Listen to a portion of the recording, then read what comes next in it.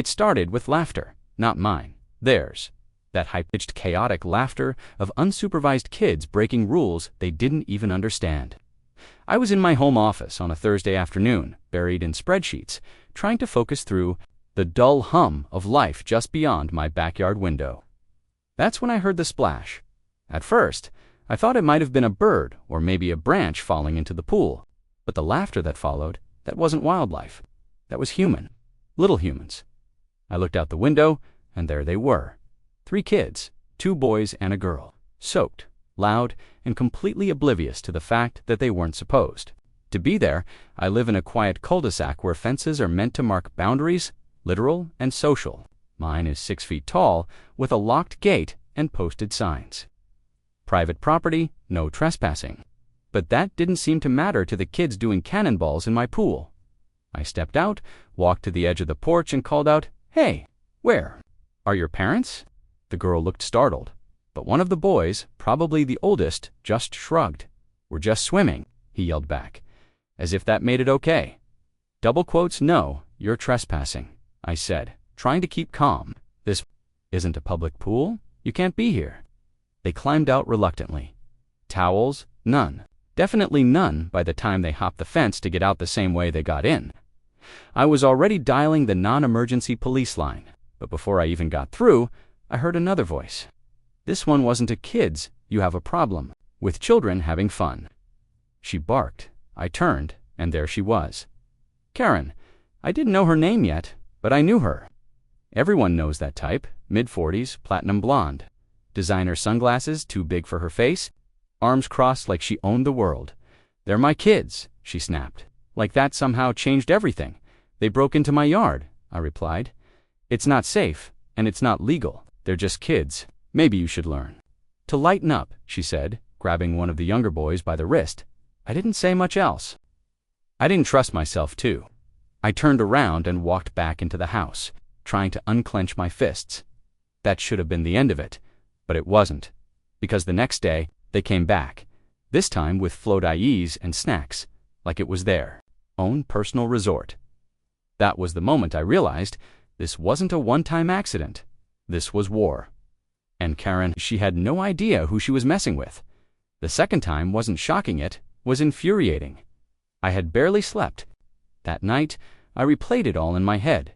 The splashes, the bold stares, the smirk on Karen's face like I was the problem. I kept telling myself, maybe it's over. Maybe she got the message. But deep down, I knew better. It was noon when I heard it again, footsteps on concrete. The creak of the side gate, I know, was locked. And then, the unmistakable splash dot.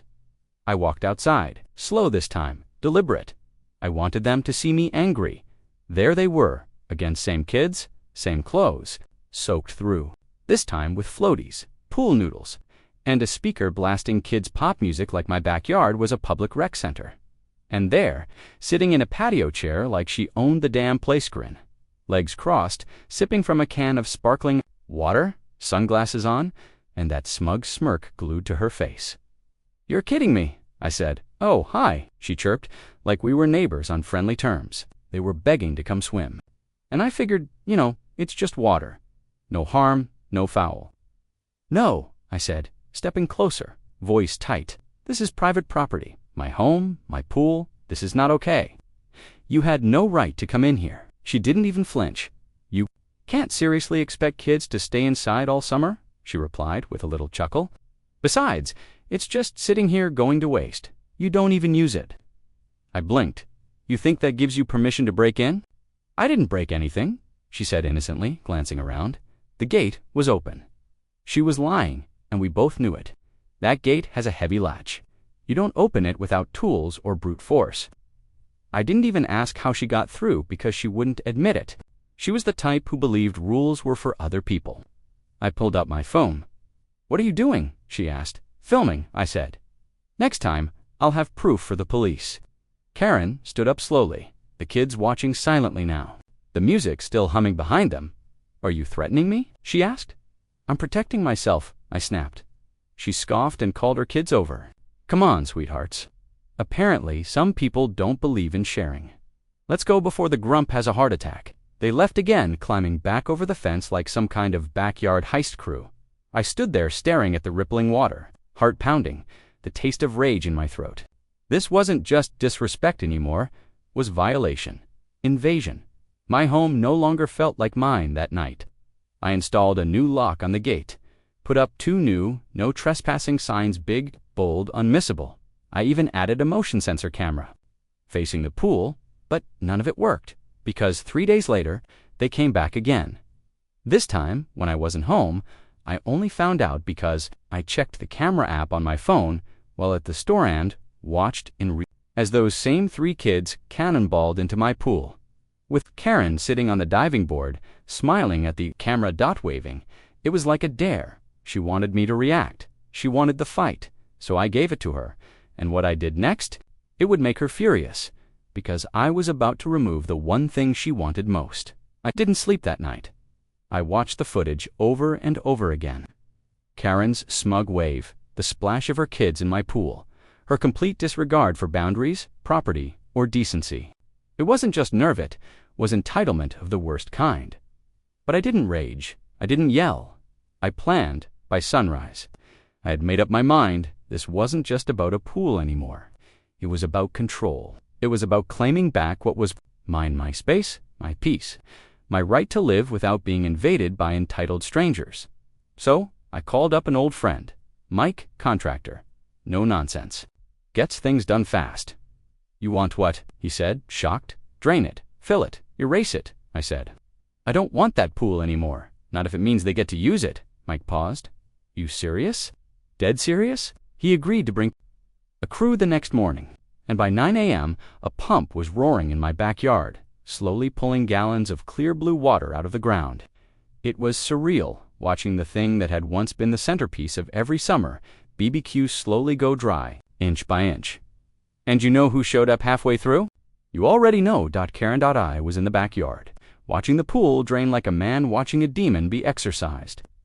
When I heard that screech of tires and the slam of a car door, she came storming down the side path, red-faced and raging. Hell are you doing? She screamed.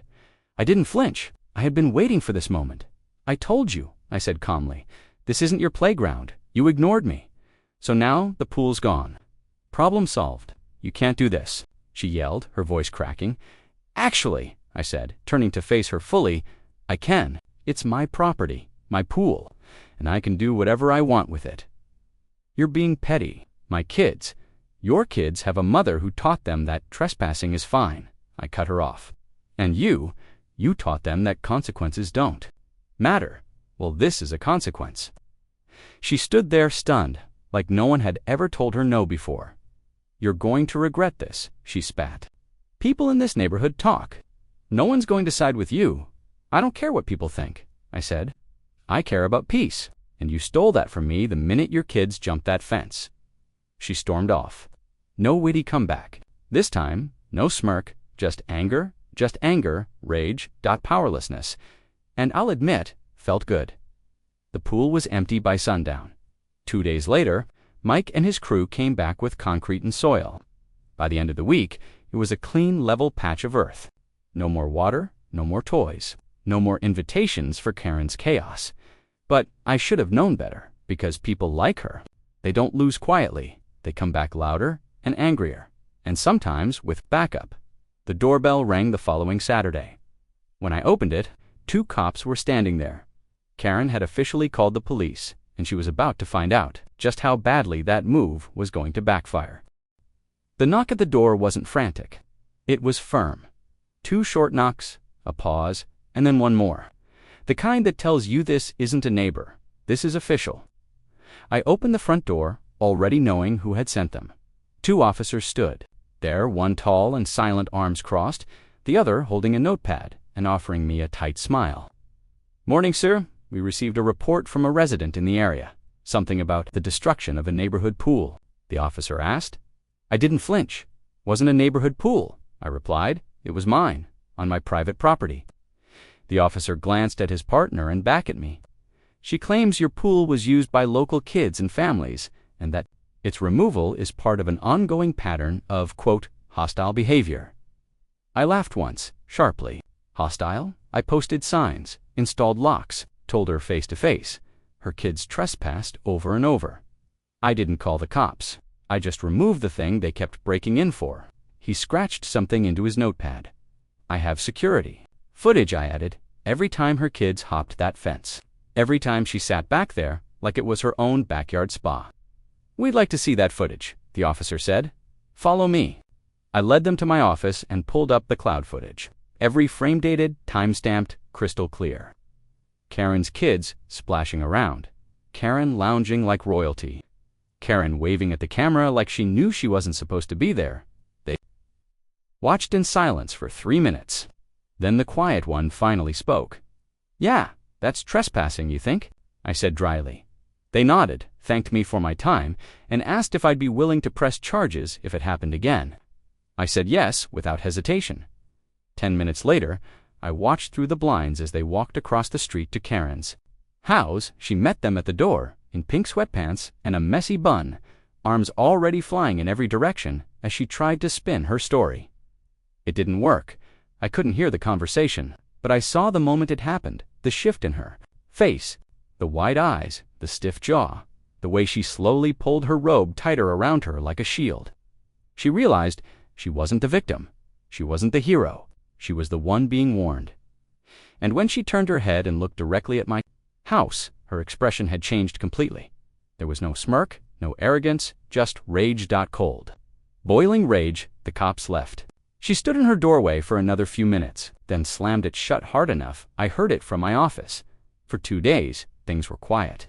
No kids, no Karen, just peace. I thought maybe, just maybe, it was finally over, until the paint, the red spray paint on the side of my garage, pool unsupervised, all caps, dripping, fresh, it was the final straw.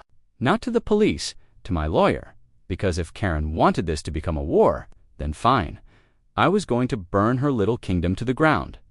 Legally, the red spray paint sat on my garage wall like a wound. It was sloppy, angry, and unmistakable. Pool, Nazi written, in letters so big they could be seen from halfway down the street. That wasn't just vandalism, that was war paint, and I was done playing defense. I took pictures, saved the security footage from the motion sensor cam that caught her teen son holding the can, and sent it straight to my attorney. No hesitation. My lawyer, Denise, was a shark, cold, precise, and methodical. When I told her everything Kieran's trespassing, the police report, the threats, the graffiti, didn't even blink. "She's a liability," Denise said, "and she just handed us everything we need." Within 2 days, the cease and desist letter was drafted and delivered, hand-delivered, in fact, certified, signed for. The works. Karen refused to open the door for the courier. But it didn't matter legally, it landed. The letter laid it all out. Cease all trespassing and harassment. No further contact. Pay for the property damage. Or we sue. And trust me, we were prepared to sue. That letter hit her like a freight train. For the first time, she was on the defensive. She tried to rally the neighbors. Walked from house to house with flyers about how I was a grumpy old man who hated children and destroyed community spirit. But this time, nobody bit, because people had seen the footage. The cops had spoken to folks around the block. Most of them already thought Karen was a ticking time bomb wrapped in yoga pants and entitlement. And then came the cherry on top. HOA. Karen had been in violation of their rules, to encouraging her kids to trespass, causing disturbances, slandering a neighbor. Once they saw the footage and the paint, she got hit with multiple citations. They weren't huge fines, but they were public, official, and humiliating. Her castle, crumbling, weeks passed. No kids, no shouting, no cops, no Karen. The silence was delicious.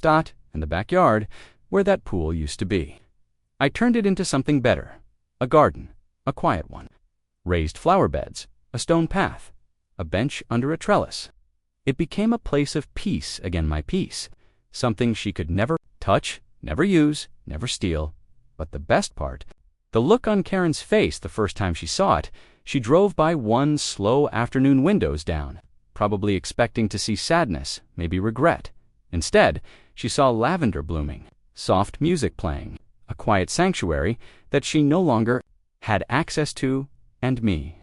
I was sitting right there, glass of iced tea in hand, smiling because I had taken everything she thought she could claim and turned it into something better. On my terms, she glared. I waved, she drove off, and that was the last time I ever saw her. Some people think you fight fire with fire, but sometimes you fight it with concrete, lavender, and silence. That was the day peace returned, and it's never left since.